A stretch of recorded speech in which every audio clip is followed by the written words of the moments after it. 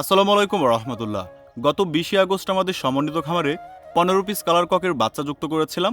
আলহামদুলিল্লাহ 22 দিনের ব্যবধানে দেখেন আমার বাবুগুলো কতটা বড়সড় হয়ে গেছে। আলহামদুলিল্লাহ আপনারা সকলেই কিন্তু মাশাল্লাহ বলে যাবেন। আপনারা অনেকেই আমার কালার ককের বাবুগুলোর আপডেট দেখতে চেয়েছিলেন।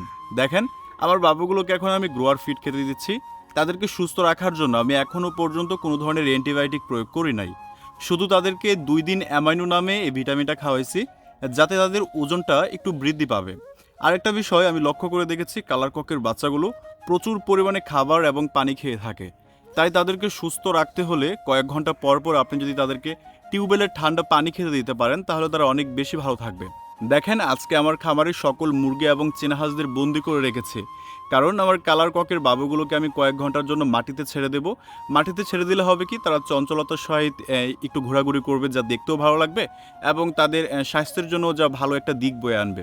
দেখেন মাটিতে ছাড়ার পরে তারা কত সুন্দর আনন্দিত উপভোগ করছে, কত সুন্দর করে দৌড়াদৌড়ি করতেছে, লাফালাফি করতেছে, খাবার খাইতেছে।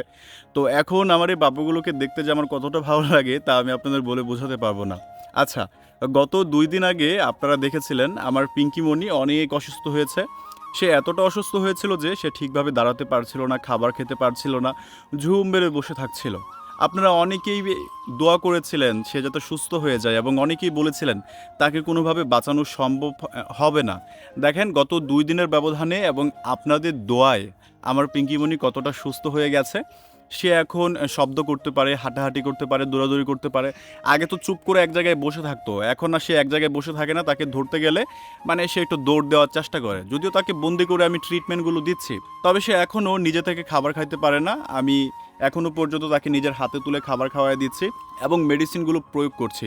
আপনারা সকলে দোয়া করবেন আমার পিঙ্কি মনি যাতে খুব দ্রুতই সুস্থ হয়ে যায়। আজকে 3 দিন যাবত আমার পুরো খামারে আমি স্প্রে করে দিচ্ছি।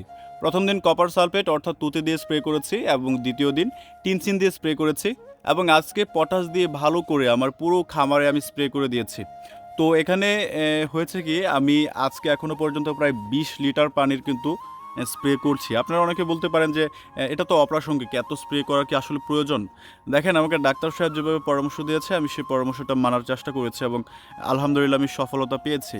মূলত এই যে রানীক্ষেত যে আমার মুরগিটাকে আক্রান্ত করেছিল সেটার এগেনস্টে কিন্তু কপার সালফেট অর্থাৎ তুতে ভালো ভূমিকা পালন করে থাকে। যে জায়গায় রানীক্ষেতের ভাইরাসটা থাকবে ওই জায়গায় যদি কপার সালফেট কিংবা তুতে যদি আপনি স্প্রে করতে পারেন তাহলে কিন্তু ভালো রেজাল্ট পাওয়া যায়। আলহামদুলিল্লাহ আমি পেয়েছি সেটা। তো আপনাদেরকে যে বিষয়টা সাজেস্ট করব তা হলো অবশ্যই ছোট বড় কোনো সমস্যা যদি হয় ডাক্তারের পরামর্শ নেবেন, তাহলে ডাক্তারের পরামর্শ আপনাকে ভালো একটা ফিডব্যাক দেবে ইনশাআল্লাহ। এবং আপনারা অনেকেই জানতে চেয়েছিলেন স্প্রে করার যে বোতলটা আমার হাতে এখন দেখতে পারতেছেন, এটা কোথায় থেকে কিনেছি এবং কত টাকা দিয়ে কিনেছি। দেখেন আপনার এলাকায় যে জায়গায় গাছ কিংবা কৃষির জন্য কীটনাশক সার এবং ঔষধ পাওয়া যায় ওই সমস্ত দোকানে আপনি এই যে বোতলটা পেয়ে যাবেন 250 থেকে 300 টাকার মধ্যে। এই স্প্রেটা সবচেয়ে ভালো হওয়ার কারণ হলো আপনি পাম্পের সাহায্যে সহজেই স্প্রে করতে পারবেন এবং স্প্রে বাটনে একটা লক থাকে, যে লকের মাধ্যমে অটোমেটিক স্প্রে হতে থাকবে যদি আপনি অল্প একটু যদি পাম্প দিতে পারেন। তো আমার যেটা মনে হয় সকল খামারে মূলত এরকম একটা বোতল থাকা উচিত, তাহলে আপনি অবশ্যই জীবাণুনাশক দ্বারা ভালো করে আপনার খামারটিকে জীবাণুমুক্ত করতে পারবেন। তো ব্রাদার অ্যান্ড সিস্টার, আমি সজীব আছি আপনাদের সাথে কিশোরগঞ্জ থেকে। আর আপনি কোন জেলা থেকে সজীব ব্রাদারের ভিডিওগুলো দেখছেন কমেন্ট করতে পারেন এবং আপনাদের সজীব ব্রাদারের পোষা প্রাণীর ভিডিওগুলো ভালো লাগলে ভিডিওটিতে এটি লাইক দিয়ে আমাকে পরবর্তী ভিডিওগুলো করার উৎসাহ যোগাবেন।